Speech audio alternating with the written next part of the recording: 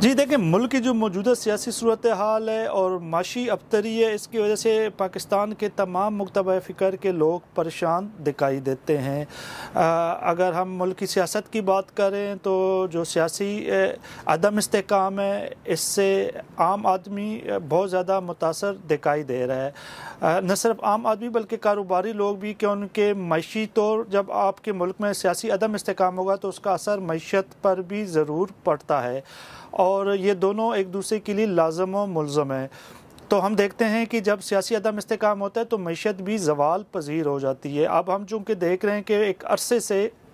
ملک میں سیاسی عدم استحکام ہے، احتجاج ہو رہا ہے اپوزیشن کی طرف سے، اس کی وجہ سے ہمارے جو معاشی اشاریے ہیں ملک کے وہ منفی میں جا رہے ہیں۔ ہم دیکھ رہے ہیں کہ جو روپیہ کی قدر میں ہے وہ روز بروز جو ہے وہ کمی ہو رہی ہے جو غیر ملکی کرنسی کے مقابلے میں، اور اس کی وجہ سے ملک میں مہنگائی میں روز بروز اضافہ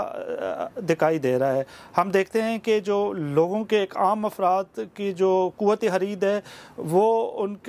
وہ کم سے کم ہوتی جا رہی ہے، اور اگر حالات یہی رہتے ہیں تو یہ انتہائی تشویشناک بات ہے۔ اب ہم اس کی طرف جب سوچتے ہیں کہ یہ حالات کس وجہ سے بنے، تو اگر ہم پچھلے کئی دہائیوں سے دیکھیں تو طاقت کا جو منبع ہے وہ سیاسی لوگ یا پارلیمنٹ نہیں بلکہ غیر سیاسی ادارے ہیں، جو کہ ملک کے عوام کے فیصلے کرتے ہیں، جو کہ لوگوں کو، سیاسی جماعتوں کو برسر اقتدار میں لاتے ہیں اور ان کو پھر بعد میں حکومت سے بھی نکال دیتے ہیں، اور یہ ایک عرصہ دراز سے یہی چیز چل رہی ہے۔ ہم جب سیاسی جماعتوں کی بات کریں، چاہے اس وقت اپوزیشن ہو یا حکومت میں ہو، تو پچھلے 10-15 سالوں سے جو ہمیں نظر آ رہا ہے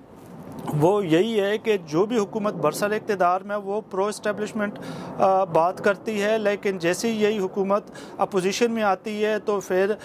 یہ سیاسی جماعتیں انقلابی بن جاتی ہے، انقلاب کی بات کرتی ہے، اسٹیبلشمنٹ کے خلاف بات کرتی ہے، مگر پھر جیسے ہی ان کو وقت ملتا ہے، جب ان کو موقع ملتا ہے اور جب یہ حکومت میں آتے ہیں تو پھر یہ دوبارہ اسٹیبلشمنٹ کی بات اور ان کے اشاروں پہ چلتی ہے۔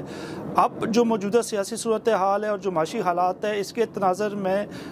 میرے خیال میں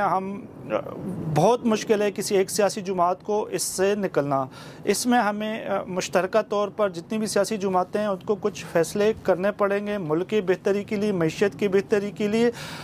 سب سے بڑی بات، جو سب سے اہم نقطہ ہے وہ یہ ہے کہ پارلیمنٹ جو ہے اس کو طاقت کا منبع ہونا چاہیے۔ سیاستدان پارلیمنٹ کو بااختیار بنانے میں اپنا کردار ادا کرنا ہوگا۔ ہم دیکھتے ہیں کہ جب تک